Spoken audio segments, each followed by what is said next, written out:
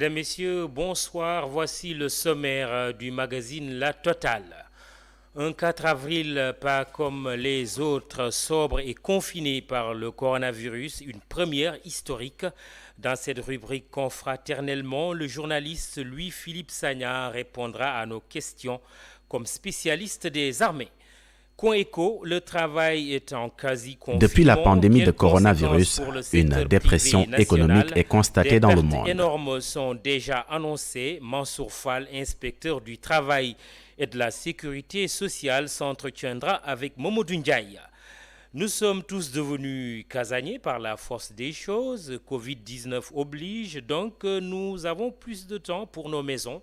Bouillon Culture a pensé pour vous à la décoration d'intérieur. Ailleurs, nous ferons cap sur la Gambie. Notre correspondant s'est intéressé aux commerçants sénégalais qui sont affectés par la fermeture de tous les commerces non essentiels. Un diplomate de formation et de carrière sera en ligne ce soir. Mankeur Ndiaye nous attend à Bangui, en République centrafricaine. Il est le représentant spécial du secrétaire général de l'ONU et chef de la MINUSCA. Tranche de vie bien remplie. Pape Diouf et Golbert Diagne sont décédés cette semaine. Ils avaient en commun la passion du journalisme, celle du sport et l'attachement à deux villes. Saint-Louis pour le célèbre acteur de Barayego et Marseille pour l'ancien président de l'OM. Et puis portrait d'un animal, le dromadaire s'affiche devant la caméra. Question, quelle est la différence entre dromadaire et chameau? Restez avec nous du début à la fin de votre Total et soyez les bienvenus.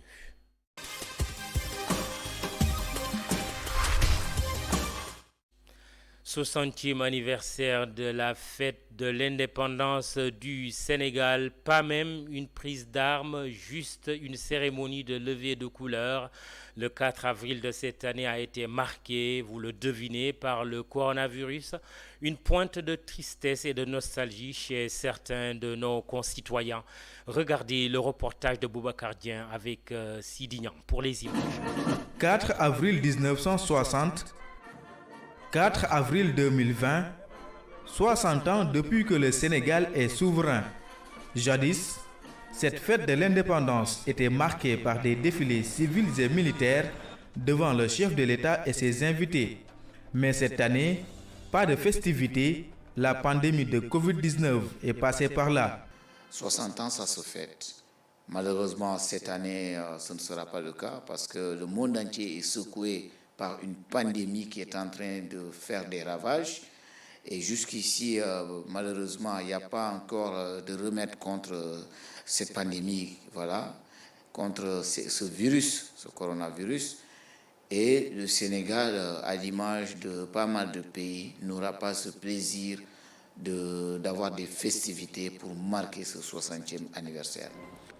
En lieux et places des défilés qui rassemblent un monde fou, c'est la prise d'armes au palais présidentiel qui marque la célébration de la fête de l'indépendance sous couvre-feu. Vous savez, c'est notre souveraineté et il faudrait marquer cette souveraineté. Voilà pourquoi le président a décidé que ce serait une prise d'armes qui serait organisée au palais de la République où le chef de l'État, ce sera comme une cérémonie des couleurs, et va marquer cet événement et il n'y aura pas de festivité, il n'y aura pas de défilé. La différence entre le défilé et la prise d'armes, tout le monde est statique et c'est le chef de l'État qui passe pratiquement en revue les troupes, qui salue le drapeau et puis voilà, s'il peut, il prononce une allocution, un discours, il peut ne pas prononcer un discours, tout dépend de lui. Et le défilé, à chaque fois il y a le défilé civil et militaire, il y a la marche et il y a la fête qui se déroule normalement chaque année à la place de la Nation, au boulevard du Centenaire. Cette année, ça se passera au palais présidentiel. Chaque année, le boulevard du Centenaire est décoré. Dans ce contexte de pandémie, aucune décoration ni ambiance n'est remarquée. Une belle tristesse pour ce résident des allées du Centenaire.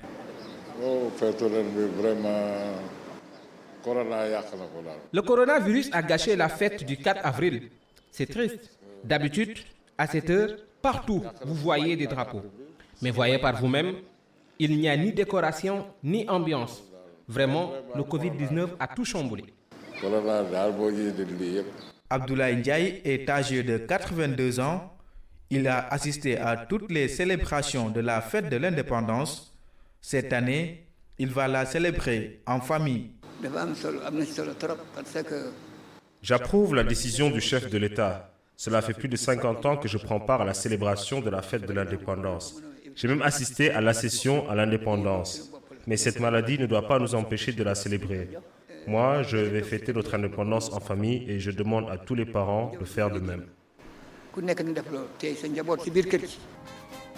Le 60e anniversaire de la fête de l'indépendance du Sénégal est célébré sous le thème « Le rôle des forces de défense et de sécurité dans la gestion des pandémies et autres catastrophes », un thème qui montre comment les forces de défense et de sécurité contribuent à la lutte contre toute pandémie et toute catastrophe.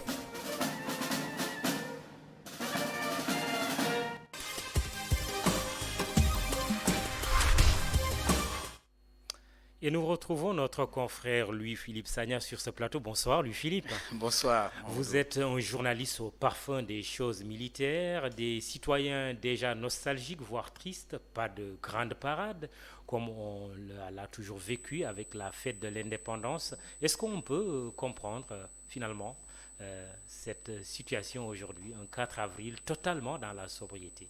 Véritablement, c'est inédit. Puisque déjà le chef de l'État, dès son accession en 2012, il y avait une prise d'armes à la place de l'indépendance. Mais cette fois-ci, jusqu'à la veille, on pensait même que ce serait une prise d'armes. Oui. C'est à la dernière minute qu'on nous a informé que ce serait une cérémonie de levée de couleur. Donc c'est pourquoi dans le reportage, vous avez dû m'entendre dire qu'il s'agissait d'une prise d'armes. Mais c'est justement pour dire que quelle que soit la situation, il fallait quand même marquer cet événement. Voilà pourquoi le chef de l'État a tenu à ce que cette cérémonie soit organisée, mais avec minimum de personnel qui devrait y prendre part. Parce qu'en principe, c'est la gendarmerie qui devait être là, le détachement présidentiel qui devait être là. Normalement, c'est tout un détachement composé d'environ 75 éléments, mais finalement, il n'y avait qu'un peloton de 25 éléments. C'est le contexte qui a justifié cela. Et parmi les membres du gouvernement, il n'y avait que le ministre des Forces armées. Donc, véritablement, le minimum de personnes pour prendre part à cette cérémonie. Un service minimum. Voilà. Une cérémonie de levée de couleurs sobre et symbolique, ce sont les mots d'ailleurs du chef de l'État dans son message du 3 avril. Les 60 ans d'accession à la souveraineté internationale ont également une dimension symbolique. Ce Covid-19 ne gâche-t-il pas quelque chose finalement en termes de repères historiques?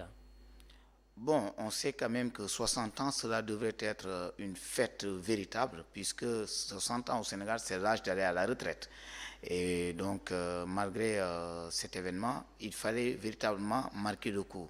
Parce que l'heure est grave, certes, mais l'heure serait plus grave si nous n'avions pas cette possibilité quand même de marquer le coup, de marquer l'événement. Parce que si nous étions dans ce confinement total, il n'y aurait pas cette cérémonie. Mais le chef de l'État, malgré tout, a voulu quand même, parce que cette cérémonie a permis de montrer que toute la nation est quand même là, debout. Certes, c'est difficile. D'ailleurs, j'ai échangé avec le directeur des relations publiques des armées. Je lui ai posé la question s'ils n'étaient pas affectés, eux, en tant que militaires. Oui. Il m'a dit jamais. Ils ne sont pas tristes. Oui. Ils ne sont pas du tout tristes. Oui, parce qu'ils sont dans un autre théâtre d'opération. Voilà, c'est pourquoi... Ils font face au Covid-19. C'est ça, parce que si vous avez fait la remarque... Même si c'est un ennemi invisible et dangereux. Voilà, ils étaient tous en tenue de combat. Eux tous. Habituellement, ils portaient, eux, ce qu'ils ont l'habitude d'appeler la tenue numéro 2, c'est-à-dire la tenue officielle. Mais cette fois-ci, et vous savez, l'armée de terre même a changé de couleur de tenue. Avant, ils étaient en kaki, maintenant, ils ont une nouvelle tenue. C'était l'occasion de présenter cette tenue. Mais finalement, ils sont tous habillés en tenue de combat parce que véritablement, c'est un combat contre un ennemi invisible. Et vous savez, l'armée déjà a mis en place un hôpital de campagne niveau 2 à Touba. pour accompagner cette volonté de faire face à ce Covid-19. Donc à Touba, quand on dit hôpital mobile de campagne niveau 2, c'est avec un personnel d'au moins 60 personnes. Mais là-bas, ils ont envoyé environ 80 personnes, notamment des médecins spécialistes, des infirmiers. Et ce sont ces derniers qui suppléent ce que faisait le centre médical Darou Marnane de Touba. Donc ils font les consultations générales. Et bien sûr, s'ils détectent des cas de contaminés, ils font le tri et les réfèrent au centre médical Darou Marnane. Donc, c'est dire que l'armée a encore au moins 2 hôpitaux mobiles disponibles. Donc, si l'armée est encore sollicitée, ils ont cette capacité de déployer 2 autres hôpitaux médicaux. Voilà. Ça, c'est important. Une petite digression, puisque vous parliez tout à l'heure de tenue. Une question posée par un citoyen qui dit, bon, il remarque que lors du défilé du 4 avril, c'est de belles tenues que nos forces de défense et de sécurité mettent, mais juste après, bon, on ne les voit plus, on ne les voit pas en tout cas sur le terrain. Comment vous l'expliquez? Bon, vous savez, c'est un moment solennel quand même. Et chacun de nous tous, quand il y a un moment solennel, effectivement, ce qu'on a de plus beau, c'est ce que nous mettons. Il y a les tenues d'apparat, bien sûr, et les tenues de combat. Bien sûr, mais malgré tout, aujourd'hui, les chefs sont clairs là-dessus. Un bon militaire, c'est celui qui est toujours correct. Quand la tenue n'est pas correcte dans la rue, ils n'ont pas le droit de faire face à l'un de leurs chefs. D'ailleurs, la tenue, même la façon de se coiffer avec le béret, ils doivent avoir une bonne tenue en tout cas. Là, c'est clair. Mais vous savez, comme dans toute société, parfois il arrive qu'il y ait des écarts, que parfois dans la rue, vous croisez effectivement d'autres qui sont dans des tenues parfois mal fagotées. Mais gare à eux s'ils rencontrent un chef. Alors, Louis-Philippe, une opportunité d'introspection pour nos forces de défense et de sécurité et pour les citoyens sans armes que nous sommes. Est-ce qu'on peut le dire à propos de ce 4 avril qui a été marqué par le confinement finalement? C'est difficile. C'est difficile parce que c'était l'occasion quand même. On avait bien fêté le 4 avril les 50 ans, le cinquantenaire.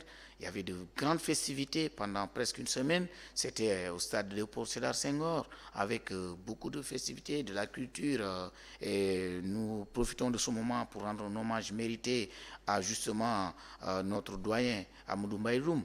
Voilà, nous étions là ensemble pour commenter Mbaye-Loum et disons tous ceux qui étaient là, Bachir Kounta, voilà, paix à leur âme. Et puis, pour vous dire que pour fêter ces 60 ans, effectivement, tout était prévu. Que ce soit la Brigade nationale des sapeurs-pompiers, que ce soit l'armée, que ce soit la police et autres, il était question véritablement de faire de véritables parades. Et le Sénégal a commandé des avions. Puisqu'on se dit aujourd'hui, qui veut la paix prépare la guerre. Le Sénégal a commandé des avions et nous étions en Corée du Sud au mois d'octobre dernier avec le ministre des Forces armées. Il y a 4 avions qui doivent arriver. Normalement, ces avions devaient participer à ce défilé. Au moins 2. 2 devaient être livrés et ces avions devaient participer. Donc des chasseurs.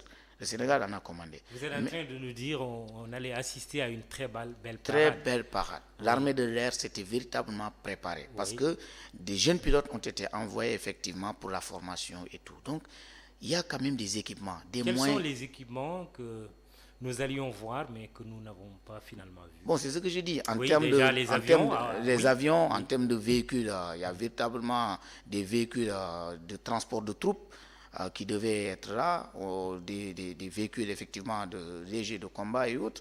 Donc, de véritables dispositifs mis en place pour montrer que l'armée sénégalaise, ou les forces armées en tout cas, sont en train de monter en puissance. Parce que c'est le combat du président de la République, chef suprême des armées. Parce qu'on sait qu'aujourd'hui, le monde entier est frappé par un contexte d'insécurité. Et chaque pays doit se préparer pour ne pas être surpris. Parce qu'il y a des menaces de partout et il ne faut pas se dire, bon, ils ne sont pas chez nous. Non. Il faut se préparer parce que mieux vaut prévenir que guérir. Donc cette année, ce défilé, c'était l'occasion de montrer à la face du monde que le Sénégal, quand même, est un petit pays, mais nous avons des forces de défense et de sécurité qui sont disposées à défendre l'intégrité territoriale. Un mal pour un bien aussi, puisque ça nous permet de réfléchir sur notre présent et sur notre devenir, notre avenir. Bien sûr, puisqu'on le dit toujours, vous savez, la discipline, c'est la force des forces armées. Quand vous allez à Bango, on vous dit, ici commence l'instruction. Dès que vous entrez à Bango, vous voyez la porte, on vous dit, ici commence l'instruction. Et qui dit instruction, déjà, cela commence par la discipline. Et avec ce Covid-19, déjà, les salutations, les comportements, nous avions l'habitude de nous serrer la main, même quand les mains sont sales. Aujourd'hui, avec ce Covid-19, un mal pour un bien, pour le changement de comportement dans nos habitudes. C'est vrai que c'est un mal, mais il faudrait que ce mal puisse nous aider à véritablement, sur le plan économique, nous sommes très dépendants. Tout ce que nous consommons provient de l'extérieur. Avec ce Covid-19, nous avons intérêt à véritablement développer tous les secteurs, notamment l'agriculture. Et cela nous évitera, en ce moment précis, de penser, parce que beaucoup sont soucieux du fait qu'à tout moment, il peut y avoir de rupture de stock. Mais, encore une fois, l'État est là pour rassurer. Mais, toujours est-il qu'il ne faudrait pas que ce mal empire. Parce que si ce mal empire, puisque nous consommons, tout ce que nous consommons est importé, on ne le souhaite pas, cela va être très très compliqué. Donc, avec ce Covid-19, c'est véritablement un réveil de conscience qui est à nous. Justement, dernière chose, Louis-Philippe Sagna, il y a de quoi aujourd'hui revisiter le concept armée-nation. Vous savez, quand on dit armée-nation, on ne dit pas armée et nation. On a dit armée, nation et un trait d'union. Cela veut dire les relations entre l'armée et la nation, notamment la population. Eux portent des tenues, mais quand ils rentrent chez eux, ils deviennent civils comme vous et moi. C'est juste des citoyens en armes. Oui. En armes. Oui. Et vous savez qu'un pays qui n'a pas de sécurité, rien ne peut se faire sans la sécurité. J'ai été dans pas mal de pays où il y a la guerre, où il n'y a pas de stabilité. Vous allez en RDC, en plein jour, vous êtes agressé. Personne n'intervient, on vous regarde. Vous allez à la banque, vous, pour récupérer une certaine somme, vous allez prendre les services d'un policier pour qu'il vous escorte. Sinon, on vous agresse en plein jour et personne n'intervient. Vous allez au Mali, il y a des zones, vous n'osez même pas y aller. Vous allez au Libéria, c'est pareil. Partout où vous irez. Donc, c'est pour vous dire que parfois les gens se disent, ils sont dans les camps, ils sont là, ils font rien. Non, c'est pas qu'ils sont dans les camps, ils font rien.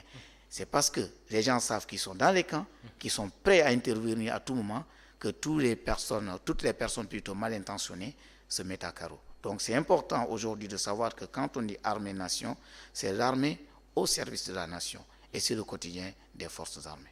Merci beaucoup, Louis-Philippe Sagna, notre confrère qui était venu commenter sur ce plateau de la Total le 4 avril, célébré hier dans la sobriété la plus totale. Bonsoir chez vous, Louis-Philippe. Bonsoir et puis merci beaucoup, Maman. Merci. C'est un plaisir. La suite de la Total.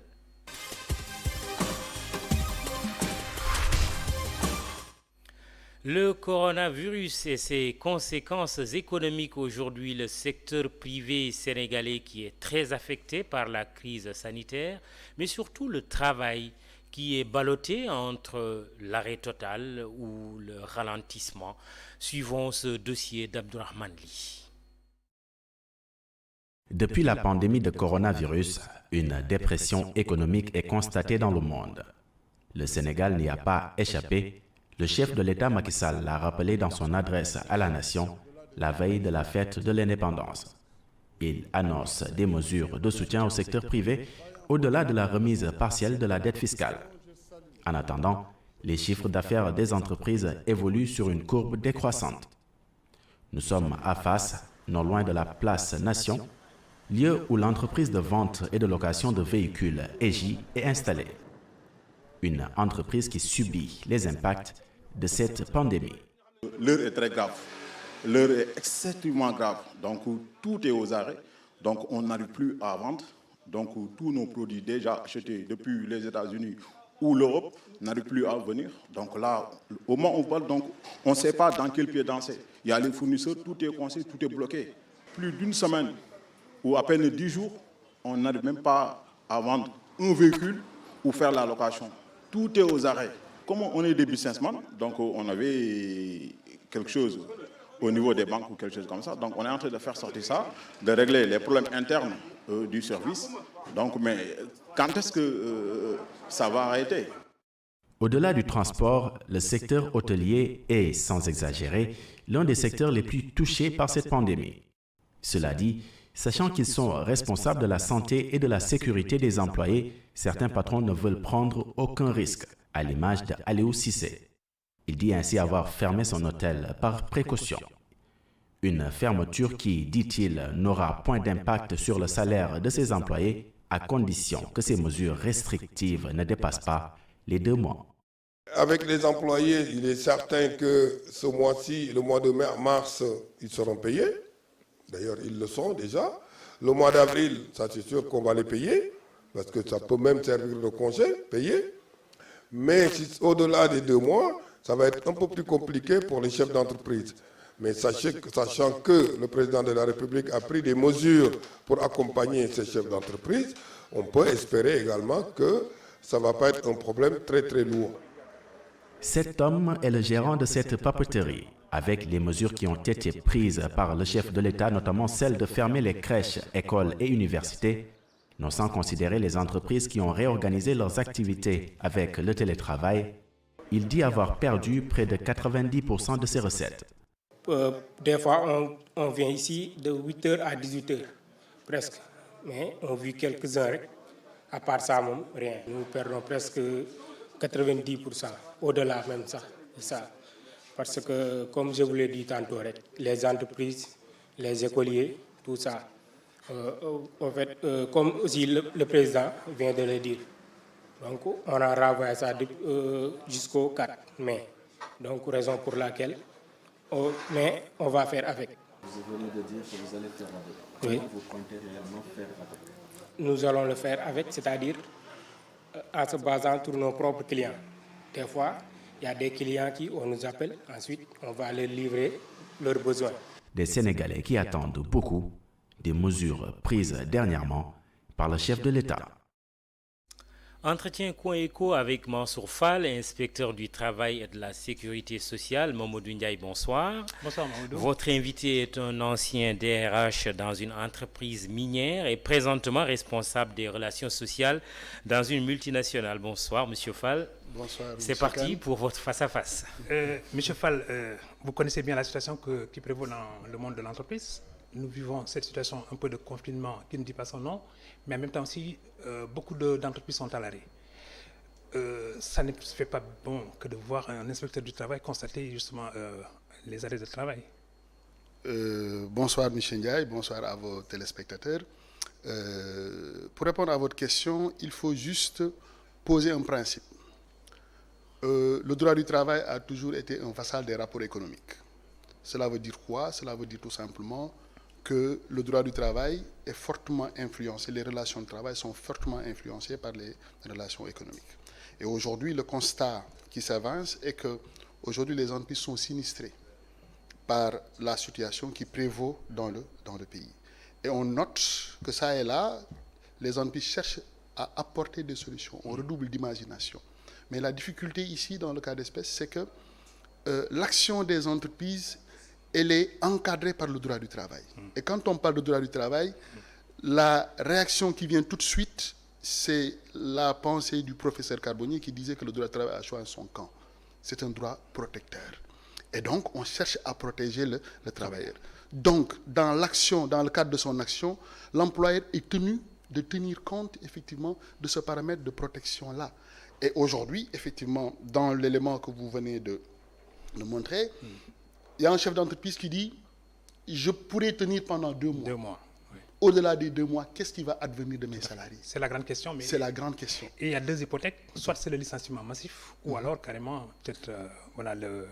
Oui, vous savez, le chômage technique. Oui, le chômage technique. Je vais commencer par le chômage technique. Aujourd'hui, beaucoup d'entreprises préconisent le chômage technique. Mais ici, il y a une difficulté. La fois dernière, quelqu'un me demandait qu'est-ce que c'est que le chômage technique. Sur le ton de la provocation, je lui disais, je ne sais pas. Pourquoi je ne sais pas? Parce que tout simplement, le législateur ne définit pas ce que c'est que le chômage technique. Et pire, le législateur ne fixe pas de façon claire le régime juridique du chômage technique. Le législateur se base sur le dialogue social pour organiser les modalités du chômage technique et espère l'intervention de l'inspecteur du travail pour permettre aux entreprises d'aller vers une solution qui arrange tout le monde. Autrement dit, le législateur n'avait pas prévu des situations comme celle-là. Par exemple, on parle de causes accidentelles, de causes conjoncturelles.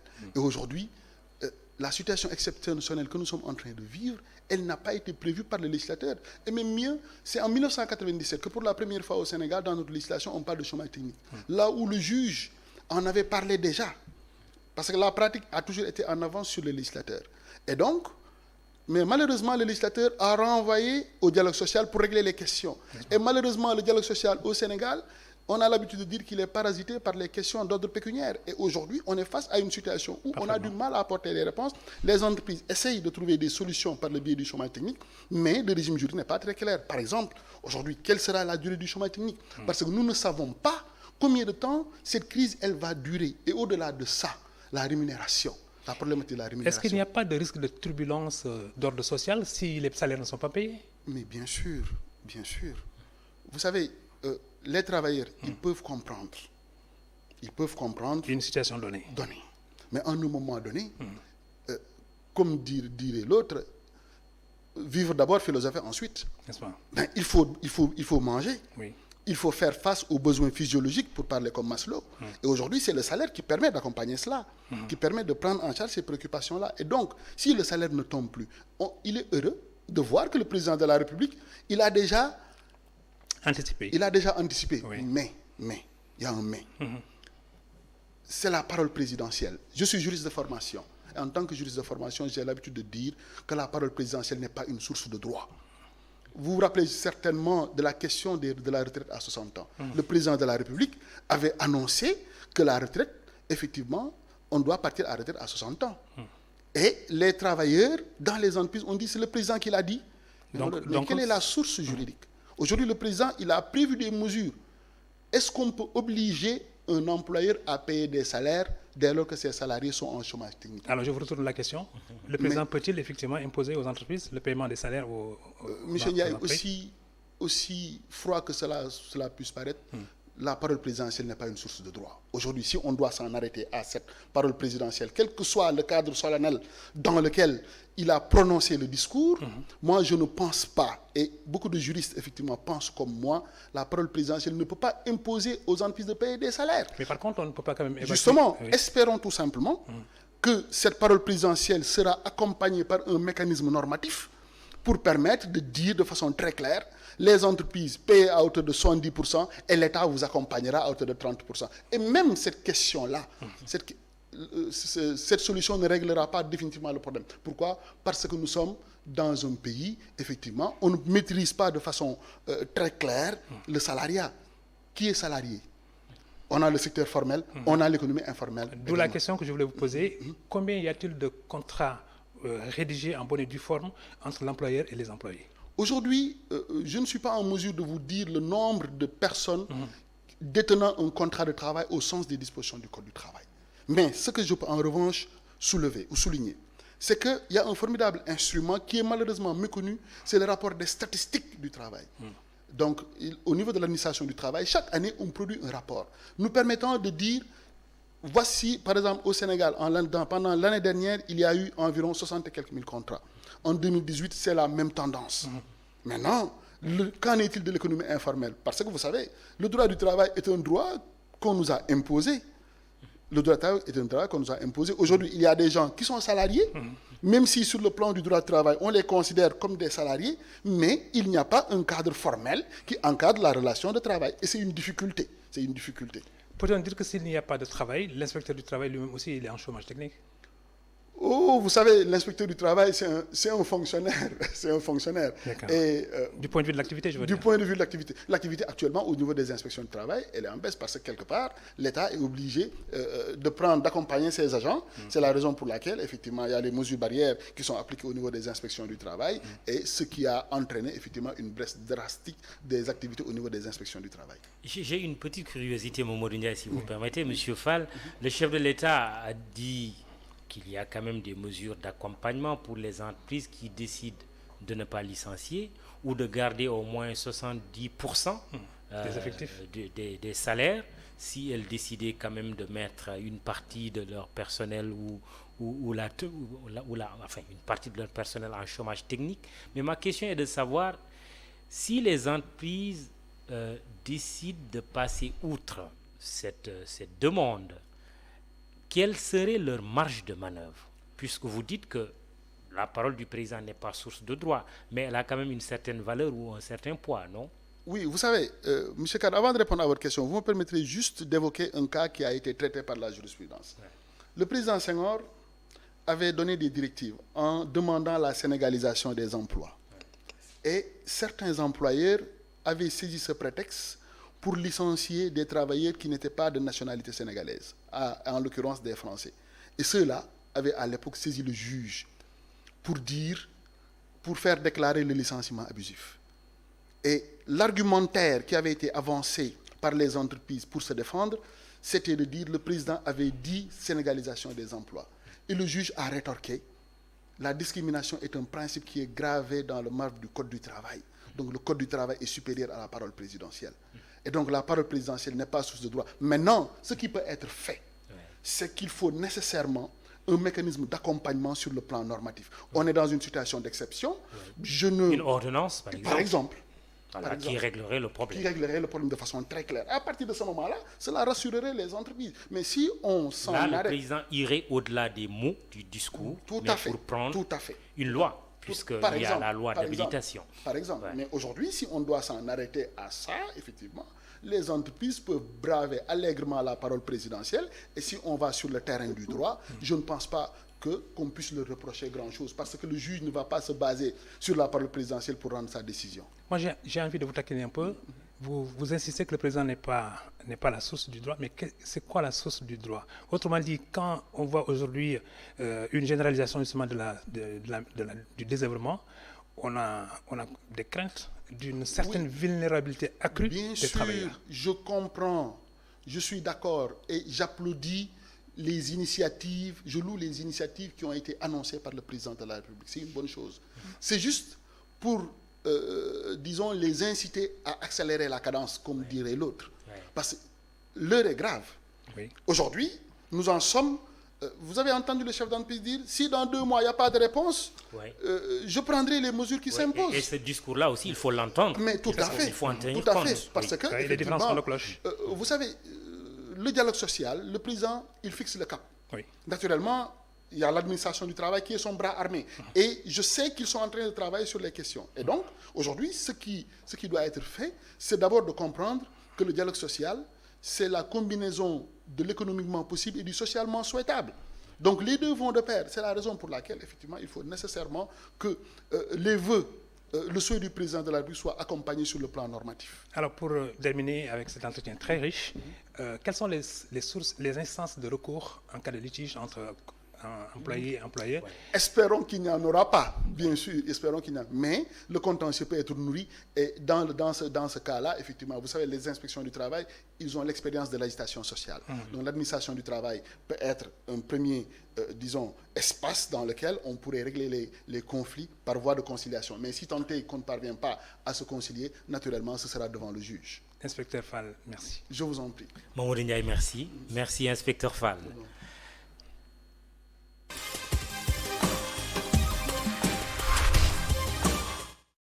Confinement, c'est le mot qui rime le plus avec coronavirus. Jamais l'humanité n'a été aussi immobile, parfois même immobilisée, mais il faut quand même relever un aspect positif de cette vie casanière. Restant à la maison, nous nous retrouvons plus attentifs à certaines choses, à notre intérieur par exemple. D'où ce sujet sur la décoration d'intérieur d'Oussama Monique Sagna et Seleman Diallo. C'est un art décoratif, question de style, question de goût, mais aussi de budget. Regardez. La décoration d'intérieur connaît depuis quelques années un engouement avec notamment l'apparition d'agences et de professionnels en la matière. Notre pays est de plain-pied dans cette tendance mondiale et regorge bien de décorateurs d'intérieur. Leur travail consiste à concevoir des espaces intérieurs en tenant compte des besoins et des désirs de son client en termes d'esthétisme et de budget.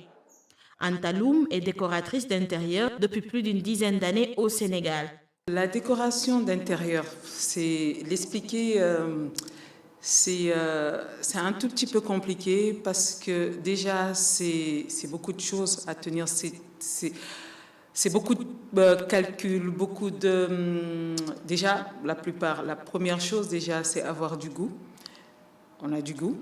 Ensuite, il y a beaucoup de calculs, beaucoup de tact, beaucoup de petites choses en fait à prendre en compte dans la décoration. Donc l'expliquer comme ça, ce n'est vraiment pas... On a l'impression que c'est quelque chose d'assez simple, mais ce n'est pas quelque chose de simple du tout. C'est beaucoup de travail. Avant, non, mais aujourd'hui, sincèrement, les Sénégalais ont recours à des professionnels pour leur déco. Parce qu'aujourd'hui, non seulement ils ont compris que à chacun son boulot.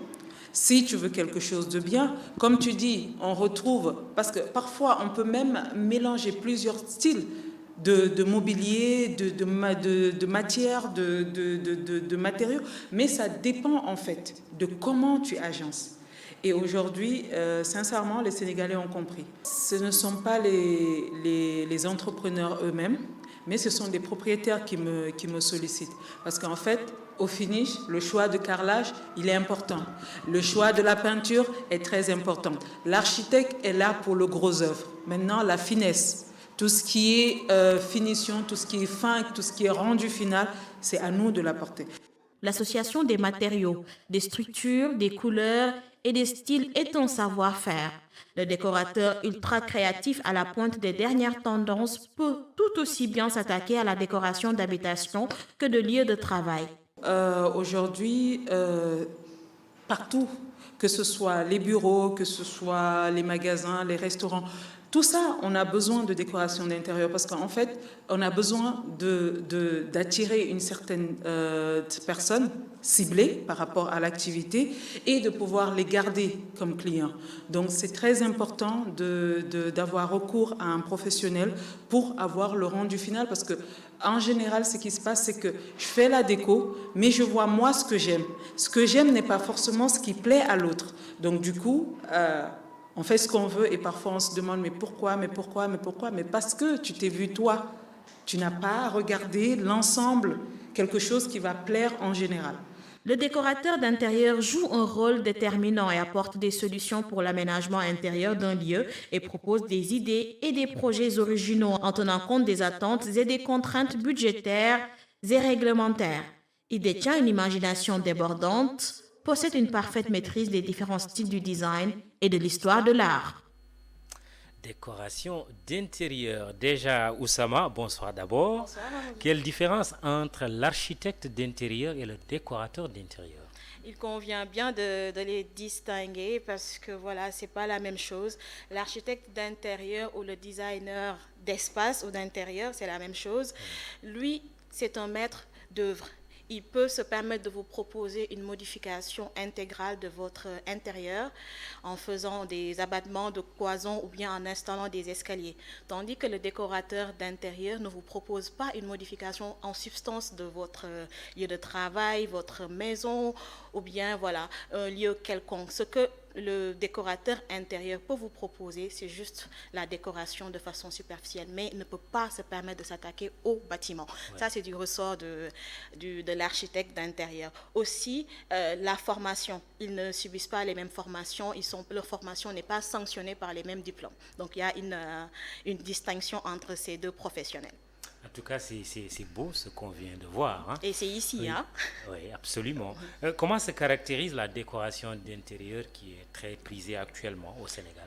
Actuellement, la décoration d'intérieur que les Sénégalais aiment bien, c'est une décoration qu'on peut qualifier de tradie moderne, avec l'abandon des matériaux importés, que ce soit les mobiliers, que ce soit la literie. On privilégie l'artisanat local. Et ces décorateurs intérieurs jouent sur ça. Ils préfèrent acquérir le matériau qui est ici en travaillant avec des artisans. Vous allez voir beaucoup de matériaux qui sont d'ici ou d'Afrique. Ces décorateurs peuvent même des fois, pour apporter une touche originale et vous permettre d'avoir dans votre intérieur des pièces uniques, faire même quelques articles, quelques objets de décoration, que ce soit des vases, la poterie, tout ça.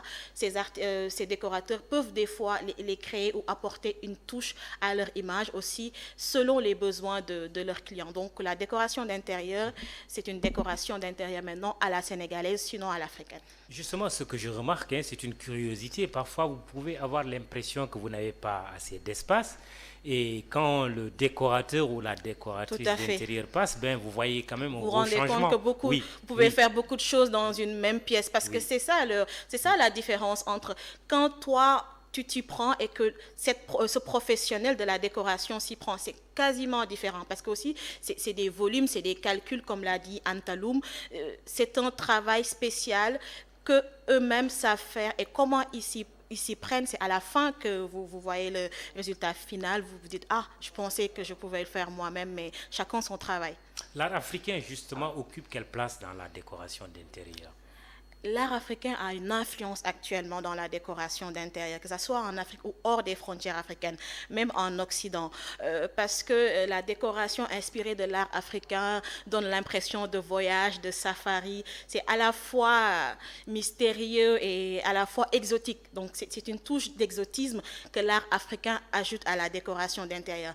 De ce fait, maintenant, partout à travers le monde, vous allez voir des statuettes, des tabourets en boule de la Côte d'Ivoire, le textile du Ghana, entre autres. Donc vous allez voir beaucoup de touches africaines dans la décoration d'intérieur actuellement. L'Afrique et ses belles couleurs. L'Afrique et ses belles couleurs. Et les couleurs aussi terre de l'Afrique jouent, parce que même la peinture, c'est une décoration. Donc vous allez voir des couleurs chaudes, des couleurs terre et beaucoup de motifs ethniques pour apporter la touche africaine à la décoration d'intérieur. C'était la touche aussi de Oussama Monique Sagna, de cette totale avec la décoration d'intérieur, un sujet très intéressant. Merci, à la semaine prochaine. À la semaine prochaine. Avec une autre découverte. Tout à fait. Bonsoir.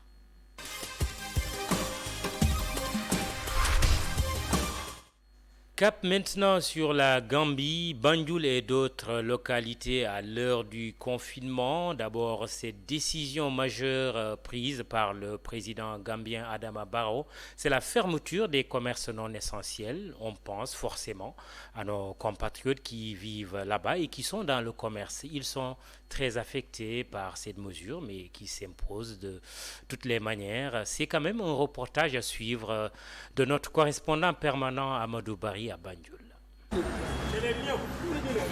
Ils se considèrent comme les premières victimes de la pandémie de coronavirus en Gambie, assis par groupe devant leurs échoppes hermétiquement fermées sous la surveillance des forces de l'ordre. Ici, on se retourne les pouces. L'inquiétude et la détresse se lisent sur leurs visages. Certains commencent déjà à revendre leurs objets personnels, comme ce trentenaire qui vend au plus offrant son ordinateur personnel. Babacar Diambanka, sénégalais vendeur de friperies, ne voulait pas braver l'interdit, mais c'est malgré lui qu'il s'est résolu à venir exposer sa marchandise pour nourrir sa famille. Sans aucune mesure d'accompagnement, comment peut-on décider du jour au lendemain de fermer tous les commerces dits non essentiels? C'est insensé et intenable. Je voulais rester confiné comme tout le monde, mais comment confiner une affamée? Ma femme a dû se démener pour préparer du simple riz sans sauce. C'est ainsi que j'ai décidé de venir braver l'interdit et exposer quelques pantalons. Il dit avoir été pris de court par la tournure des événements. Il a tout investi dans l'achat de marchandises. 50 dollars. Madame 600, 700 francs. Très bien. Il brandit avec un sourire jaune tout ce qui lui reste comme économie, 50 dollars, soit 700 francs CFA.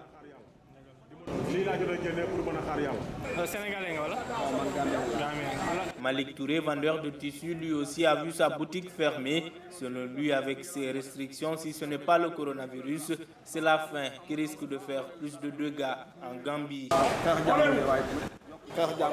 On dit que ce sont des restrictions qui visent à limiter la propagation de la pandémie, mais c'est contre-productif. Les gens risquent de mourir de faim. Je vous assure que certains de mes voisins n'ont pas eu à manger aujourd'hui faute de moyens. Ils vivent au jour le jour et c'est loin d'être un cas isolé.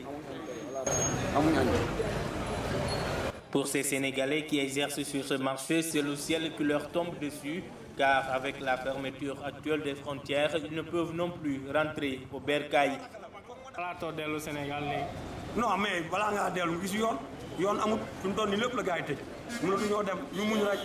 ils appellent l'État gambien à la souplesse en prenant en compte les réalités sociales. 19h45 à Banjul en Gambie, c'est l'heure du journal d'Adama Anouchkaba. Bonsoir Adama, bon journal. Bonsoir Mamadou, Bonsoir à tous.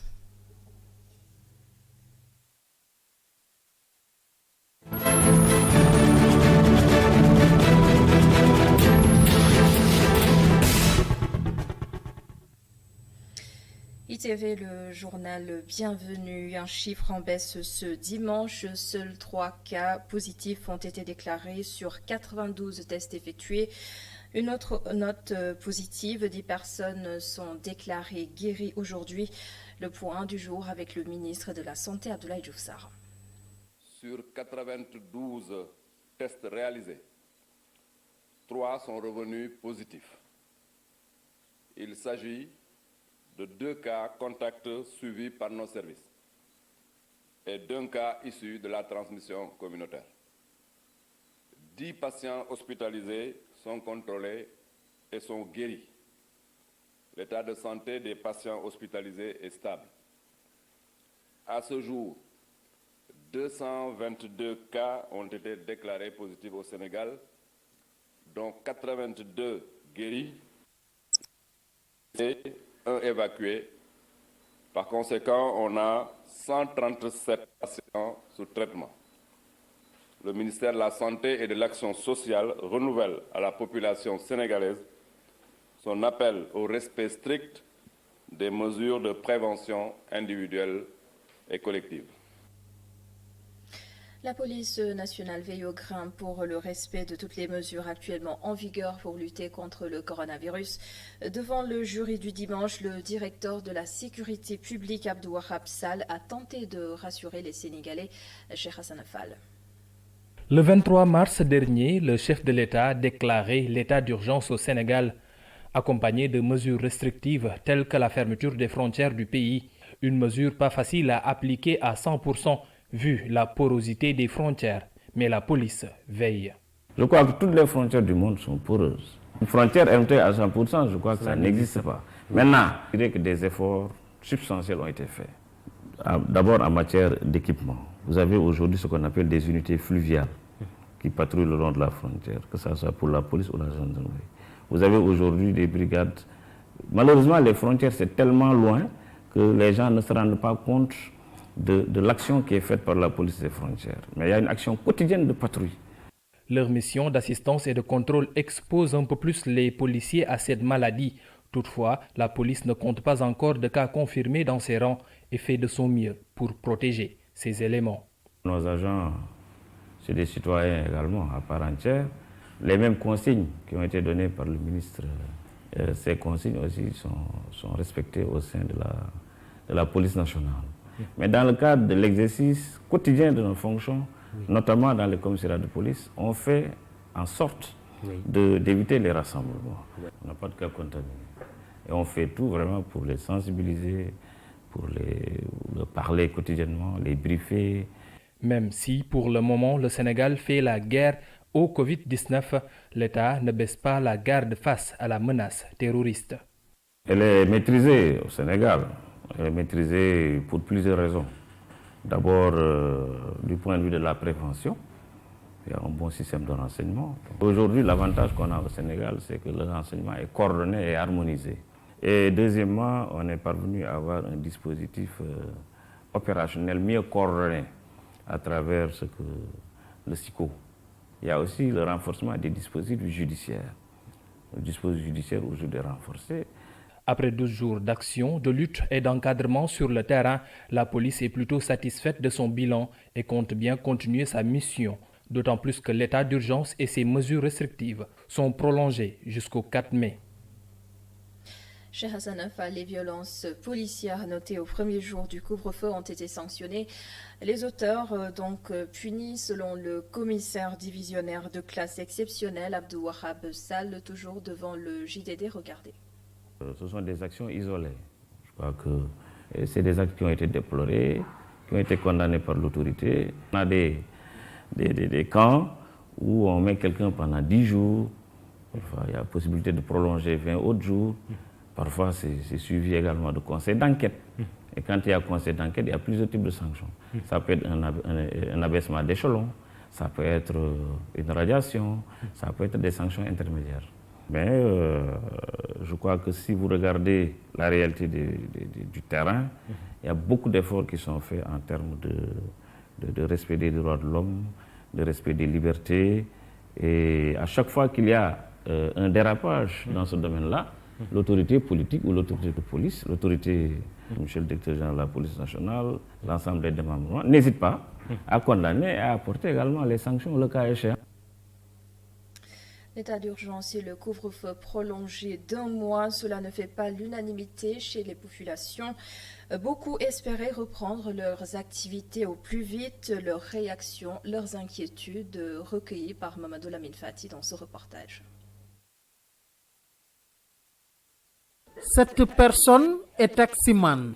Depuis le début du couvre-feu, ses affaires sont au ralenti. Avec cette prolongation, il risque de garer définitivement son taxi.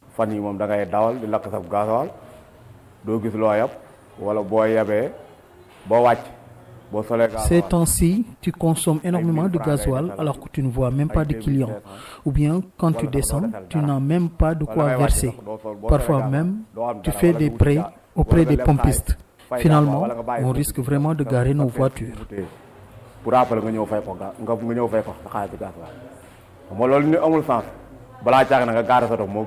Cette dame est gargotière.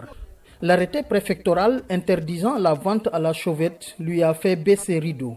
Elle attendait la fin du couvre-feu pour reprendre ses affaires. Aujourd'hui, elle ne sait plus quoi faire.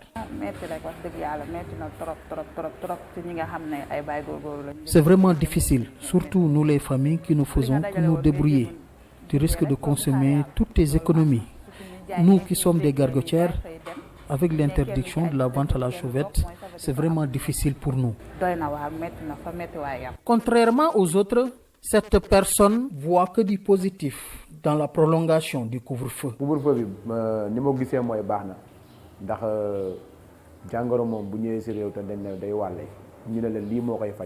Moi, je trouve que le couvre-feu est une bonne chose.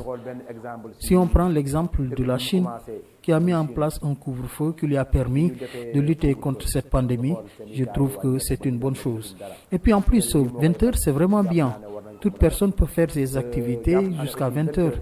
Après, tu rentres à la maison. Un responsable, vraiment, devrait être à 20 heures chez lui.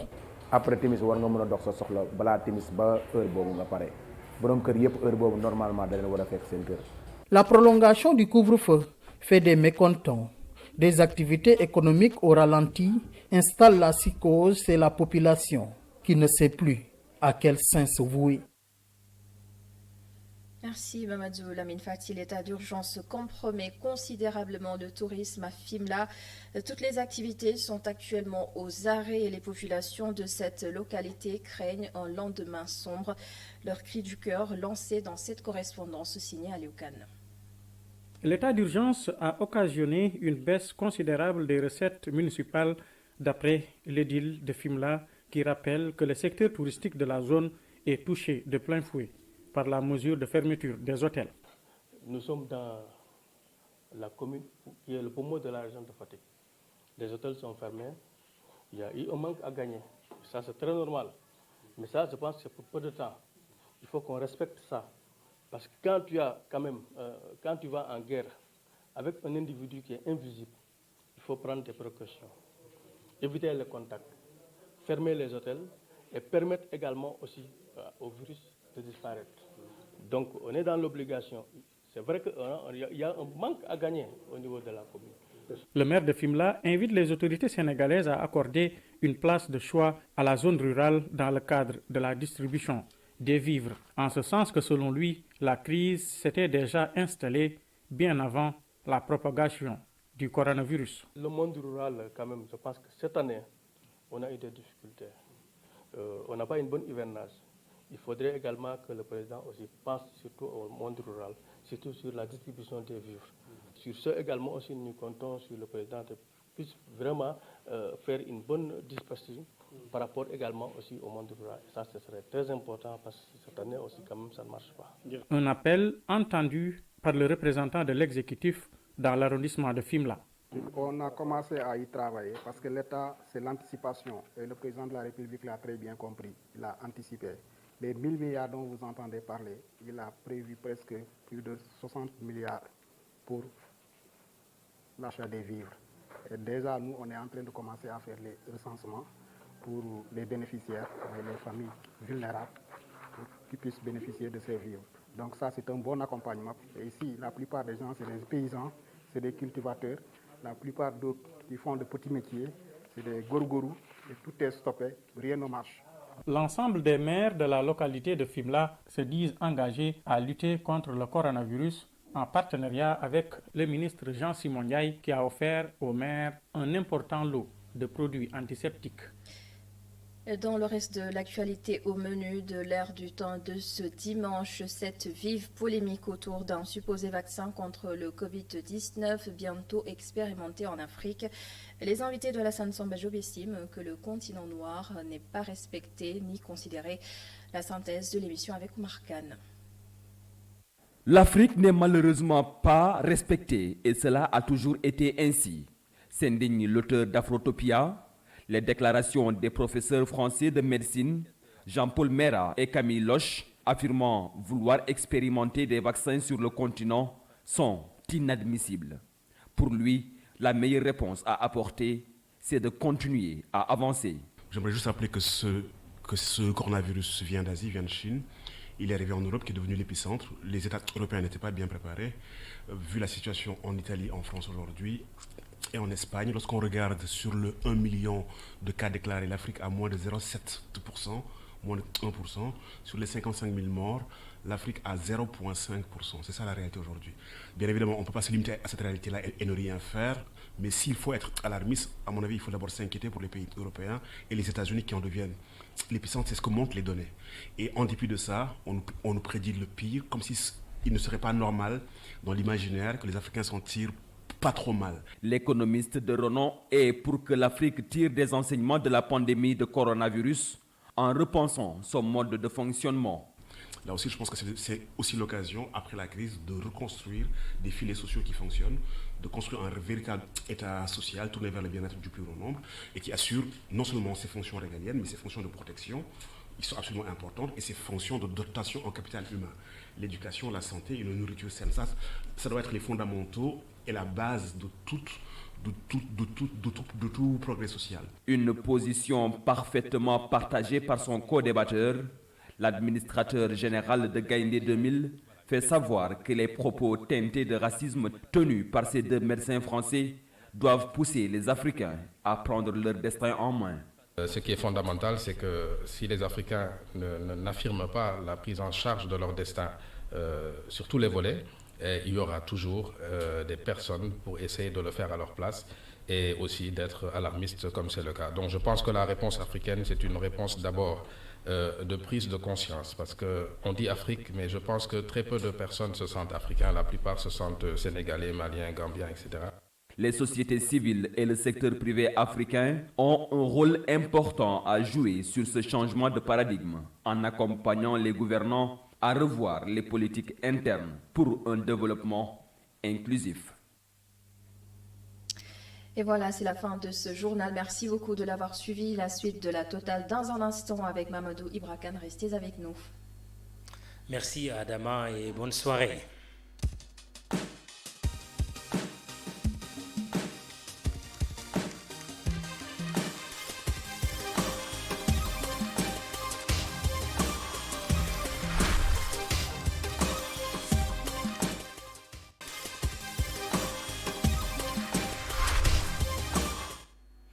Un diplomate est en ligne de Bangui, la capitale centrafricaine. Mankeur Ndiaye, bonsoir. Bonsoir Mamadou. Vous êtes représentant spécial du secrétaire général de l'ONU et chef de la MINUSCA, ancien ministre des Affaires étrangères du Sénégal. Mankeur, l'Afrique est au centre de plusieurs thèses depuis la propagation du coronavirus. Risque de millions de morts selon le secrétaire général de l'ONU. idée d'utiliser les Africains comme cobayes pour tester un vaccin.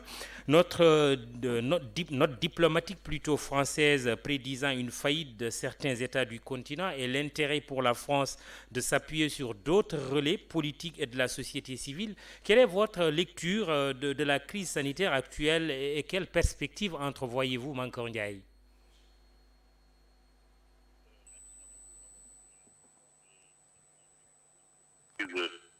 Sanitaire mondiale est inédite.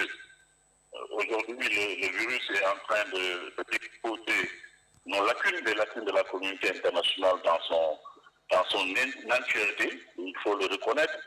C'est tout à fait différent de la crise que l'Afrique, précisément l'Afrique de l'Ouest, a connue en 2014 avec Ebola, qui avait frappé la Guinée, le Libéria et la Sierra Leone. C'est tout à fait inédit. Et je pense qu'il faut aujourd'hui interroger notre système de santé. Et c'est important en ces instants critiques, Mamadou, de rappeler quand même que le secteur de la santé publique a vécu des restructurations dommageables très importantes dans les années 70-80 qui se sont traduites notamment par l'insuffisance de l'offre publique de santé, qui se sont traduites par la réduction drastique des budgets de santé, qui se sont traduites par la déflation des personnels médicaux et surtout l'incitation au secteur privé. Aujourd'hui, vous avez beaucoup de médecins et d'infirmiers chômeurs et j'espère qu'après le Covid-19, il n'y aura plus de médecins et d'infirmiers chômeurs. Donc c'est une crise inédite qui est extrêmement sérieuse et qu'il faut absolument prendre au sérieux. Et c'est justement dans ce contexte d'alerte précoce, dans ce contexte d'accroissement de la capacité de réponse des États et de mobilisation des ressources tant internes qu'externes qu'il faut placer l'appel du secrétaire des Nations Unies, qui a été mal compris par certains. Le secrétaire a voulu alerter, Guterres a voulu alerter la communauté internationale en disant vous, les pays développés, vous êtes en train de tout faire, d'investir, en mettant beaucoup d'argent pour faire face à la crise, mais vous oubliez qu'il y a les pays du Sud qui n'ont pas les ressources que vous avez, qui n'ont pas les infrastructures de santé que vous avez. Demain, si vous arrivez à contenir l'épidémie, à la combattre, et si vous ne faites rien pour les pays du Sud, pour les pays africains notamment, la pandémie va vous revenir. Et c'est ça le sens en fait de l'appel du secrétaire général qu'il faut absolument bien comprendre. Parce qu'aujourd'hui, selon les données de l'OMS, à la date du 1er avril, 42 pays africains étaient touchés par le Covid-19, avec plus de 3700 cas qui ont été confirmés et dont la moitié viendrait de l'Afrique du Sud. Donc nous faisons face, le monde fait face à un défi extraordinaire. Et nous pensons qu'il faut, personnellement je pense qu'il faut essayer de mobiliser toutes les ressources disponibles pour les réorienter vers ce combat, un combat qui est essentiel, et contre un ennemi unique et invisible qui est le Covid-19. Justement, Mankeur Ndiaye, quand on interroge, la note diplomatique attribuée au Quai d'Orsay, à la cellule d'analyse et de prévision du Quai d'Orsay, que je connais très bien, il faut tout simplement comprendre que les États font de l'analyse stratégique un instrument important de gouvernance et de prévision pour renforcer leur capacité d'anticipation et se positionner en tenant compte de leur intérêt stratégique. Ces genres d'analyses sont faites dans la plupart des pays du monde. Aux États-Unis, vous avez des think tanks qui réfléchissent sur le devenu du monde, sur le devenu des États-Unis. En Chine, vous avez également des think tanks. C'est en Afrique qu'il n'y en a pas beaucoup. Et je pense qu'au lieu de décrire des notes qui sont des notes attribuées à une cellule d'un ministère qui ont une vocation interne, au lieu de les décrire, il faut que nous-mêmes en Afrique, nous puissions également réfléchir sur la prospective, faire de l'anticipation stratégique. Je pense que c'est extrêmement important. Et je me félicite que certains pays commencent à le faire. Bon, au Sénégal, on n'a pas suffisamment de think tanks. Mais dans certains pays africains, vous avez des think tanks qui commencent à émerger. Il faudrait que les États comprennent que c'est important de penser le futur, de faire une réflexion stratégique. J'ai échangé il y a 2 ou 3 jours avec le président Macky Sall qui s'est engagé dans cette voie, anticiper l'avenir, organiser des working groups sur les questions stratégiques, sur les questions d'avenir. Oui. Et je pense qu'il faut absolument qu'on puisse soutenir cette démarche, soutenir les think tanks sénégalais qui pensent sur le devenir du Sénégal, qui pensent sur le devenir de l'Afrique.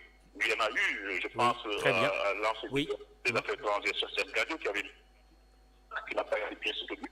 Il faut soutenir la réflexion stratégique, elle est fondamentale, elle est essentielle. Très bien. Mankeur Ndiaye, on voit que vous n'êtes pas choqué par... vous m'entendez, Mankeur Ndiaye? Oui, je disais, on voit que vous n'êtes pas choqué par les déclarations du secrétaire général des Nations Unies, ce qui peut se comprendre, puisque vous êtes quand même son envoyé spécial en Centrafrique. Vous n'êtes pas choqué non plus par la note diplomatique française, mais il y a quand même ce médecin français, même s'il a présenté ses excuses par la suite, qui a eu à dire qu'il fallait envisager d'utiliser des Africains comme cobayes pour tester un vaccin. Cela ne vous a pas choqué non plus? Mais tout à fait, comme ça a choqué tout Africain. Et je pense qu'il faut malheureusement les relever pour regretter que certaines déclarations sont inacceptables. Il s'agit d'une digression inacceptable qui ne doit pas entamer, je pense, notre détermination à mobiliser une contribution substantielle pour contribuer aux réponses scientifiques à cette pandémie. Par des échanges de données épistémologiques et épidémiologiques, par la mutualisation de nos outils de recherche en Afrique et nos outils d'analyse également, ainsi que le partage et la dissémination des résultats. Il faut les condamner parfaitement, mais je pense que le secrétaire général a eu raison d'alerter. Il a eu raison d'alerter parce que la situation en Afrique est extrêmement sérieuse. Elle pourrait s'aggraver dans les prochaines semaines et dans les prochains jours. Donc c'est son rôle que d'alerter et d'attirer l'attention sur la nécessité absolue d'une solidarité internationale effective. Et cette déclaration a été fortement soutenue à travers le monde. Je ne comprends pas que certains intellectuels puissent s'attaquer au secrétaire général des Nations Unies, qui est la première personnalité internationale du monde, qui dit les choses après mûre réflexion, mûre analyse, et je pense que sa parole également est extrêmement importante. Il a eu raison d'alerter. Quelles sont les perspectives, vous, que vous entrevoyez, Mankeur Ndiaye? Elles sont plutôt optimistes ou elles verseraient dans le pessimisme pour le continent africain? Mais tout à fait, tout à fait. Vous savez, les dirigeants africains ont pris la pleine mesure de la gravité de la crise. Le 3 avril, il y a 2 jours, il y a eu la réunion du bureau de l'Union africaine qui s'est tenue par téléconférence, réunion à laquelle le président Macky Sall a pris part. Et les conclusions de cette réunion montrent la prise de conscience de l'Afrique et de ses dirigeants face à cette crise extraordinaire, exceptionnelle. Et un fonds d'intervention Covid-19 a été mis en place, comme vous le savez, le 26 mars dernier, fonds auquel les États membres de l'Union africaine se sont engagés à contribuer pour 12,5 millions de dollars, et 4,5 millions de dollars vont être destinés également à la cellule de pandémie africaine. Et les chefs d'État ont décidé de créer des comités de coordination ministérielle continentale sur la santé, sur les finances, également sur les transports, pour soutenir la stratégie continentale globale. Et il faut une approche continentale. Il faut bâtir cette approche continentale qui a fait défaut depuis le début de la crise. Il faut bâtir une approche régionale importante. Je me félicite que les ministres de la Santé de la CEDEAO se concertent assez régulièrement. L'impact socio-économique à Mamadou de ce Covid-19 va être dévastateur. Il ne faut pas s'en cacher, il faut se dire la vérité. Mais justement, et que pensez-vous justement par rapport à la gravité de la crise? Oui. Il y a eu le G20. Le G20 s'est réuni et avec des conclusions qui sont importantes. Aujourd'hui, la Banque mondiale se mobilise. Le Fonds monétaire international se mobilise. Il est essentiel, Mamoudou, que ces institutions examinent aujourd'hui leur politique actuelle de décaissement afin de faire preuve de souplesse, afin de faire preuve de rapidité, de flexibilité, y compris, je pense que le G20 également en est conscient, y compris l'augmentation de la disponibilité des droits de tirage spéciaux au niveau des FMI. Et donc l'Afrique se mobilise, la communauté internationale également à travers le G20 se mobilise. Je pense qu'il faut renforcer la solidarité internationale, en fait une solidarité agissante, et ce qui a fait défaut depuis le début de la crise. Justement, une question relative à la dette cette fois-ci. Vous avez été ministre des Affaires étrangères du Sénégal, donc ministre du président Macky Sall. Que pensez-vous de sa demande d'une annulation de la dette publique et d'un réaménagement de la dette privée? En 30 secondes. Oui, c'est une demande largement soutenue, Mamoudou, à travers le monde. Et elle s'inscrit justement dans les décisions prises par le G20. Et la réunion de l'Union africaine qui s'est tenue, Mamoudou, récemment, s'est fait l'écho de cet appel en faveur d'un plan de relance globale pour l'Afrique, y compris les paiements à différer, y compris la suspension immédiate des paiements d'intérêt sur la dette publique et sur la dette privée extérieure de l'Afrique, afin justement de créer un espace budgétaire pour les mesures d'intervention d'urgence à prendre contre le Covid-19. Donc c'est une proposition on a quand même remarqué que sur on a remarqué sur la question de l'annulation, le point de l'annulation, qu'il n'y a pas trop d'enthousiasme, d'emballement. Comment? Je dis, il n'y a pas trop d'enthousiasme ou d'emballement de la part des bailleurs multilatéraux comme bilatéraux sur la question de l'annulation de la dette publique. Mais c'est une offre de négociation. Elle est sur la table, comme d'autres offres également qui sont sur la table. Je pense que les partenaires seront obligés de l'examiner. Viser haut pour obtenir au moins quelque chose de consistant à la fin. Comment? J'ai dit une stratégie consistant à viser haut, à demander plus pour obtenir au moins quelque chose de consistant à la fin. Bon, vous pourriez l'interpréter ainsi, mais je pense que c'est une proposition sérieuse, c'est pas un jeu. C'est une proposition sérieuse du président Macky Sall qui est sur la table comme dans d'autres propositions. Je vous ai parlé un peu des propositions à revoir les paiements, à revoir la suspension immédiate des paiements d'intérêt sur la dette, publique comme privée. Ça aussi, c'est une proposition qui est sur la table et nos partenaires, justement, donneront suite à cette proposition dans un sens ou dans un autre. Très bien. Mais c'est une initiative absolument qu'il faut appuyer. Mankeur Ndiaye, on termine par là. Vous êtes à Bangui, en Centrafrique. Vous êtes le chef de la MINUSCA. Comment les missions des Nations Unies, comme celle que vous conduisez en Centrafrique, se déploient sur le terrain dans le contexte du coronavirus? Difficilement, Mamadou, il faut le dire. Difficilement parce que toutes ces missions ont un mandat fixé par le Conseil de sécurité. Il se trouve que dans l'exécution du mandat, nous faisons face à une crise nouvelle et donc nous recentrons nos activités autour de la lutte contre le Covid-19 qui impacte sérieusement dans la mise en œuvre du mandat. Et surtout pour les missions africaines. Mamadou, vous savez, l'Afrique réunit les plus grandes opérations de maintien de des Nations Unies dans le monde. Les 5 plus grandes opérations des Nations Unies de maintien de la paix sont sur le sol africain. Je pense à la MINUSMA au Mali, je pense à la MONUSCO en République du Congo, à la MINUSCA en République centrafricaine, à la mission de maintien de la paix au Soudan, au Sud-Soudan, au Mali. C'est les plus grosses opérations de maintien de la paix. Ils sont obligés de réviser la stratégie de mise en œuvre du mandat que le Conseil leur a fixé. Moi, j'interviens dans un pays qui s'appelle la République centrafricaine. En termes de superficie, Mamoudou, la France et la Belgique réunies. C'est vaste. Avec 5 millions d'habitants à peine, donc le tiers de la population sénégalaise. Un pays où l'État contrôle à peine le tiers du territoire national. Il fait face à 14 groupes armés qui ont signé un accord de paix avec le gouvernement. Et c'est dans ce contexte difficile que nous exerçons notre mandat en tenant compte de la nouvelle donne qui est la lutte contre le Covid-19. C'est pourquoi le secrétaire général des Nations Unies a lancé un appel pour une cessation des hostilités à travers le monde. Appel que moi-même j'ai relayé. J'ai lancé un appel aux 14 groupes armés pour une cessation effective des hostilités pour permettre aux acteurs humanitaires, pour permettre aux acteurs de la santé de faire le travail de sensibilisation et de mobilisation contre le Covid-19. Est-ce le cas? Est-ce que les hostilités ont cessé?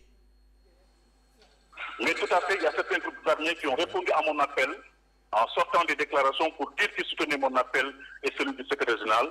Et nous travaillons avec eux.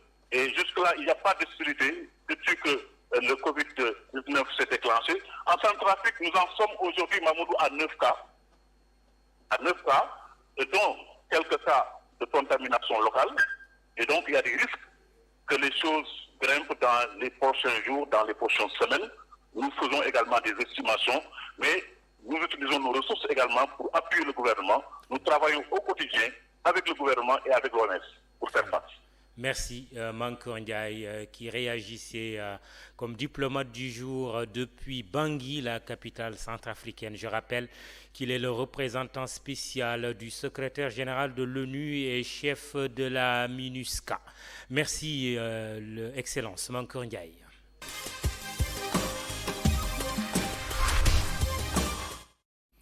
Cette semaine, 2 tranches de vie rattrapées par la mort. Golbert Diagne, du côté de Saint-Louis, qui est parti des suites d'une longue maladie. Pape Diouf, décédé également cette semaine. Il avait contracté le Covid-19. 2 tranches de vie, disions-nous, mais un destin quelque part commun. Golbert Diagne était journaliste, tout comme Pape Diouf. Ils avaient une passion commune, le sport. Ils avaient également une haute passion pour 2 villes, Saint-Louis pour Golbert Diagne et Marseille pour Pape Diouf. Regardez cette tranche de vie avec Oumar Kane. Si c'était un jeu de liaison, nous aurions facilement fait ceci.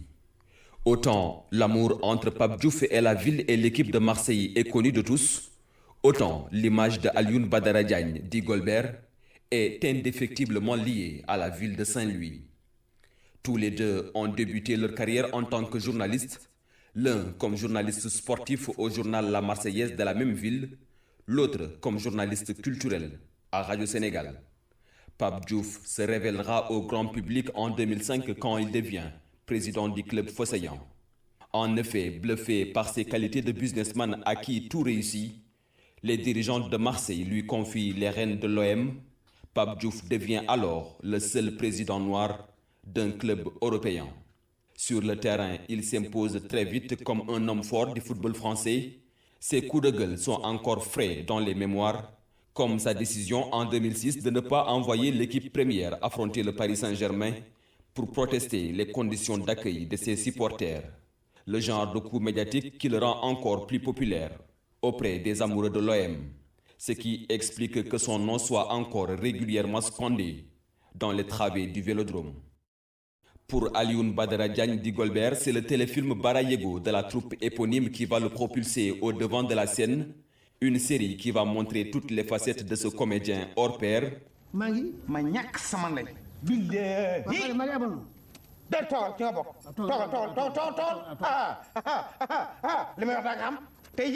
Alioune Badara Diagne dit Golbert rendra l'âme à l'âge de 79 ans, des suites d'une longue maladie. Pape Diouf, lui, sera emporté par la Covid-19 à l'âge de 68 ans, inhumés tous les deux dans la plus grande discrétion, même s'il méritait des obsèques nationales. Mais la loi de la Covid-19 en a décidé autrement. Mamadou Koumé, bonsoir. Mamadou Koumé, bonsoir, vous êtes en ligne. Bonsoir Mamadou, je vous entends très Mamadou bien. Koumé, vous êtes journaliste et formateur aussi en journalisme. Nous restons sur cette dernière image du sujet que nous venons de regarder. Alioune Badara Diagne du Golbert et Pape Diouf qui se regardaient presque. La magie de l'image, de la photo. Qu'est-ce que vous pouvez dire sur les 2 hommes que vous avez connus sans doute? Oui, j'ai connu tous les 2 hommes, oui, naturellement.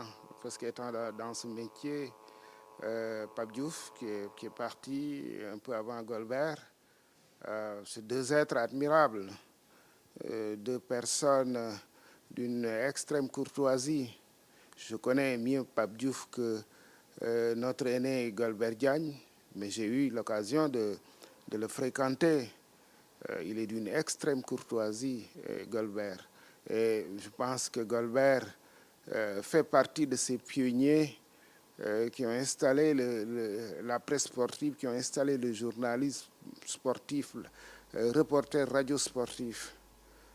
Pape, oui, Pape aussi a été journaliste, comme vous le savez, avant d'être agent de joueur et puis dirigeant de l'OM, président de l'OM.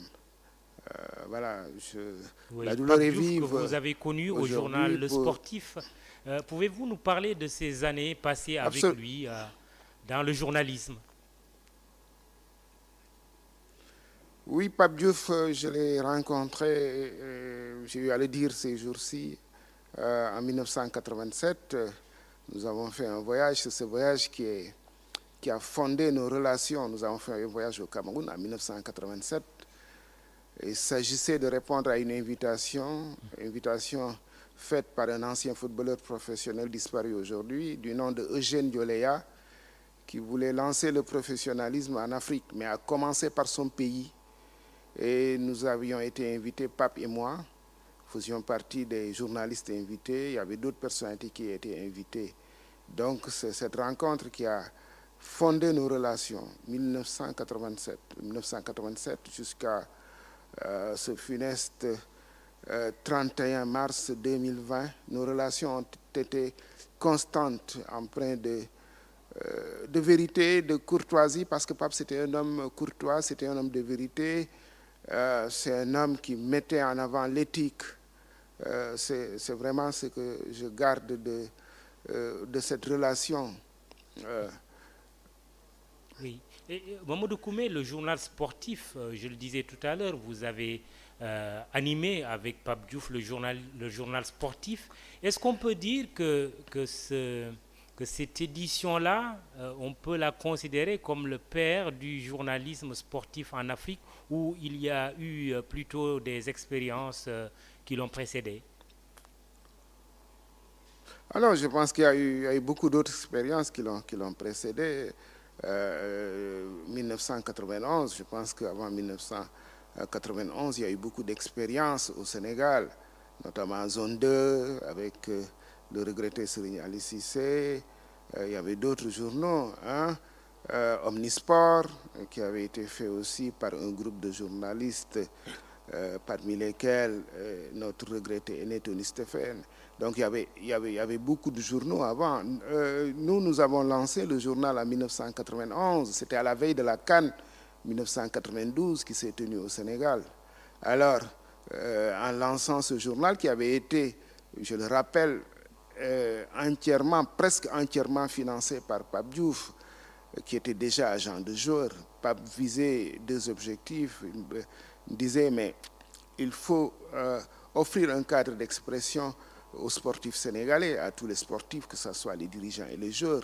Mais aussi, il faut encourager la presse sportive de ce pays en lançant ce journal. Voilà les principales motivations de Pape quand nous avons lancé ce journal en septembre 1991, donc à la veille de la CAN 92. Alors, on a beaucoup parlé de son attachement à l'Olympique de Marseille, dont il fut le président, mais j'ai envie vraiment de vous tirer quelque part une confidence, Mamadou Koumé. Est-ce que Pape Diouf a eu à nourrir l'ambition ou l'envie de diriger le football sénégalais? Non, absolument pas. Ça, je pense que Pape a toujours écarté ça, diriger le football sénégalais. C'était un homme d'une très grande humilité qui disait, mais écoutez, moi, je ne vais pas vivre toute ma vie en France et débarquer au Sénégal pour diriger le football sénégalais. Mais plus que ça, je le révèle aujourd'hui, il n'en a jamais parlé publiquement, mais il m'en a parlé. Pape a été pressenti pour être ministre des Sports. Il a été consulté sous le régime de Wade. La personne qui l'a consulté est en vie pour devenir ministre des Sports. Pape a dit non, la même chose. Aussi bien, je ne viendrai pas diriger. Ce n'est pas, puisqu'aujourd'hui on est en train quelque part puisqu'on est en train de faire aujourd'hui un témoignage sur lui, quelle est cette personnalité qu'il avait consulté, Mamadou Koumé, si ce n'est pas une source que le journaliste tient à protéger? Non, je ne peux pas publiquement dire cette source-là, je ne peux pas la dire. La personne ne vit pas, même aujourd'hui au Sénégal, la personne vit en France aujourd'hui. Voilà, mais voilà, Pape, c'est quelqu'un c'est un homme qui est franc, qui est loyal, qui te dit ce qu'il pense et qui dit la pourquoi vérité. il avait décliné cette offre de devenir ministre des Sports? Mais comme je vous ai dit, Mamoudou, c'est quelqu'un qui était très humble. C'était la même démarche, aussi bien pour le diriger. Il ne voulait pas diriger le football. Il ne voulait pas diriger le football parce qu'il estimait qu'il y avait des personnes qui étaient plus qualifiées que lui ici. Idem pour le poste de ministre des Sports. Il estimait qu'il y avait aussi des personnes qui étaient plus qualifiées que lui ici au Sénégal. Ça, c'était l'humilité de Pape, c'était un trait de sa personnalité, c'était un trait caractéristique de sa démarche constante. Très bien. Merci Momodou Koumé pour ce témoignage sur Pape Diouf, mais aussi sur Gualbert Diagne, tous deux partis cette semaine à jamais, paix à leurs âmes.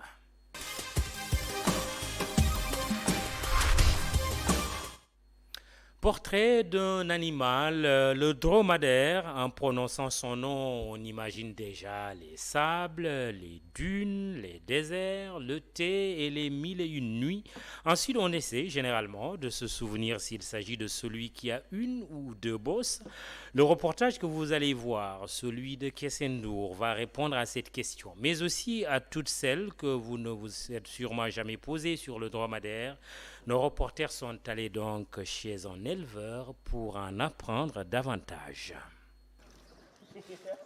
Également appelé chameau d'Arabie, le dromadaire est un chameau domestiqué 2 ou 3 millénaires avant Jésus-Christ. Aujourd'hui, on en retrouve dans 35 pays d'Afrique, d'Océanie, du Proche et du Moyen-Orient. Contrairement à ses autres congénères camélidés, il présente la particularité de ne posséder qu'une seule bosse et de s'être parfaitement adapté à la vie dans les contrées désertiques chaudes. Pour cette raison, son pelage est généralement de couleur sable, brune ou beige et lui permet de résister aux grosses chaleurs comme au froid des nuits désertiques. L'ergonomie de ses pattes, elle, lui permet de parcourir 40 à 50 km dans le sable. Cet animal adore avoir beaucoup d'espace pour se libérer, faire des courses et autres. Plus il y a d'arbres, plus il est content, car il aime prendre sa nourriture des arbres.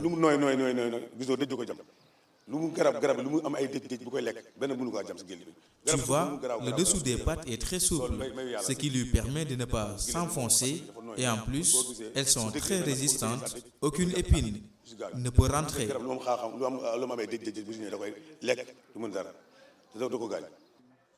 Des pieds qui ne possèdent donc pas de sabots et qui agissent un peu à la manière d'un pneumatique qui s'aplatirait sur le sable. Si c'est un atout pour l'animal, ce n'est pourtant pas la raison de sa prédominance dans les zones arides du globe. La vraie raison se trouve dans son tube digestif.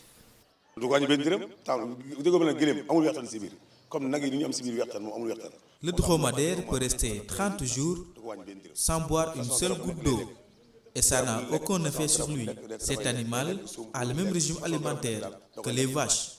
Chaque jour, il peut consommer 10 à 15 kilos en foin ou aliments de bétail. Le dromadaire mange tout ce qu'il trouve, mais il est très difficile de le rassasier. Le dromadaire emmagasine donc l'énergie, mais pas seulement. Pour éviter de perdre de l'eau, l'animal est capable d'adapter la température de son corps à la chaleur extérieure. Il évite ainsi de trop transpirer. En chauffant de 6 degrés, un animal de 600 kg économise 5 litres d'eau par jour. De plus, sa bosse est une réserve de graisse que le dromadaire peut transformer là aussi en eau. Il peut donc l'utiliser en cas de disette et subir une déshydratation supérieure à 30%.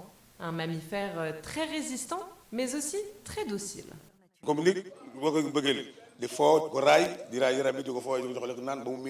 C'est comme un être humain. Il aime que l'on prenne soin de lui, qu'on le caresse, qu'on lui donne à manger. Certains sont très agressifs, d'autres très gentils, et ils sont faciles à dresser. Si c'est vous qui vous en occupez, ils sont capables de vous reconnaître. Vous pouvez même lui apprendre à s'asseoir, à se lever et plein d'autres choses. Aussi, L'homme a fait du mehara un dromadaire de montée de course et du djamel un animal de somme. Parmi les autres races, nombreuses sont celles qui sont utilisées pour leur viande. Il y a différentes races de dromadaires, comme c'est le cas avec les moutons et les vaches, où on a des races comme la race Ladoum, Peul ou Touabir. Je ne connais que cette activité. Je suis éleveur depuis mon enfance. Le dromadaire, c'est un animal qui peut faire toutes sortes de tâches, mais certains l'achètent pour le manger.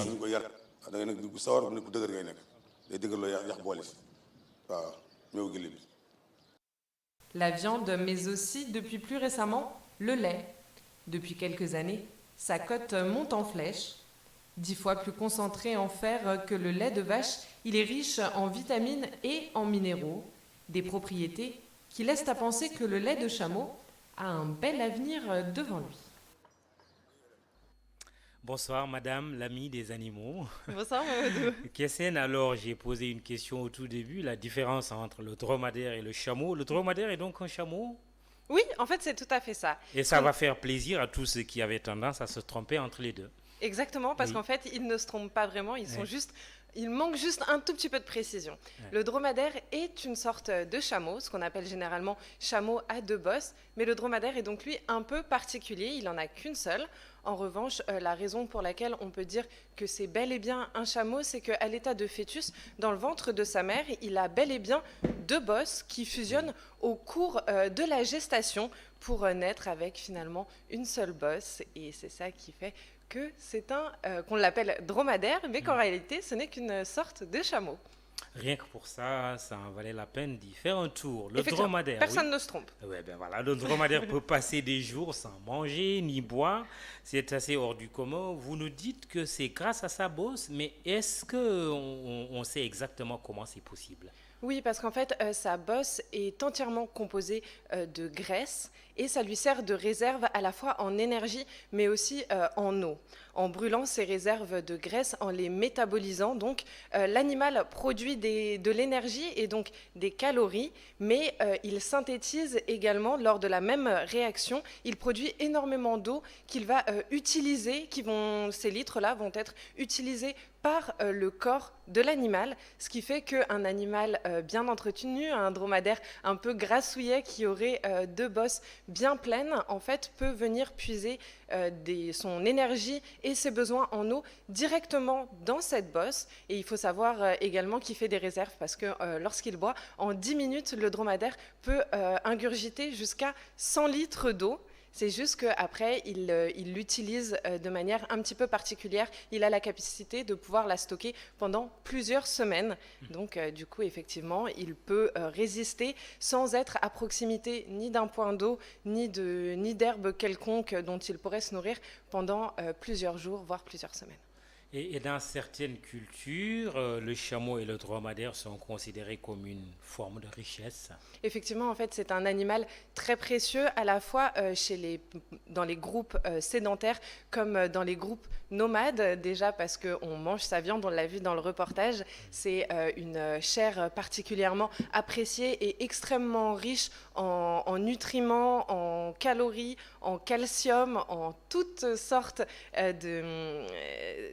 de substances extrêmement bonnes pour la santé. Son lait également est extrêmement nutritif et est utilisé pour redonner de la force aux femmes, notamment après l'accouchement. On sait ça notamment en Mauritanie. Et en plus de ça, c'est un animal qui a des poils qu'il perd en saison chaude. Donc on peut utiliser ses poils et sa peau à la fois pour en faire des sacs, des couvertures, tout un tas d'accessoires utiles à la vie de tous les jours. Donc, et en plus de ça, c'est extrêmement fort. Donc on peut l'utiliser également pour tirer de l'eau dans les puits, dans les villages reculés, mais également pour transporter à la fois les hommes, mais aussi les fardeaux. C'est un animal qu'on peut utiliser vraiment dans tous les domaines. Et c'est pour ça qu'on a commencé il y a très très longtemps. C'était en 2000 ou 3000 avant Jésus-Christ, donc vous voyez que ça date pas d'hier. Absolument, et un animal très sympa. Exactement, et on pas du du tout méchant. Cas, plus c'est mieux que le fameux pangolin de la semaine dernière, responsable du coronavirus. Bon, éventuellement vecteur de transmission. Ouais. Mais c'est vrai que c'est nettement plus sympathique, que c'est un animal qu'on a plus l'habitude de croiser. C'est un mammifère, donc on y est plus habitué. Et puis surtout, au Sénégal, on en trouve notamment au lac Rose. Là, on est parti chez un éleveur en région dakaroise à cause du confinement territorial. Donc on peut en trouver en région dakaroise, mais aussi près du lac Rose, on peut pratiquer des balades également dans le désert de l'Ampoule. Donc c'est quand même un animal qu'on aime côtoyer, même si monter dessus, c'est pas très facile. J'ai essayé et c'est pas très confortable tout de même. Je vous apprendrai sûrement. Merci. Avec plaisir. Kesen, et la semaine prochaine, ce sera... Qu'est-ce qui vous ferait plaisir?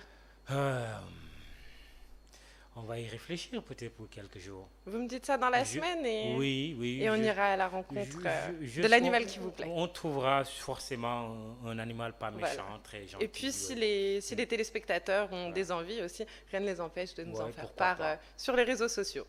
Sur Inch'Allah, que vous aurez le portrait d'un autre animal signé Kessendour la semaine prochaine. Mangez de la viande ou buvez du lait de chameau ce soir. Ça permet de vous changer un peu les idées. Idées justement avec Sophie Abba, ce sera un peu plus tard, aux environs de 21h. C'est la fin de cette totale. Merci à toutes les équipes. Rédaction en chef Khalifa Diakhaté, Mas Mboup à la réalisation. Bonsoir et excellente semaine.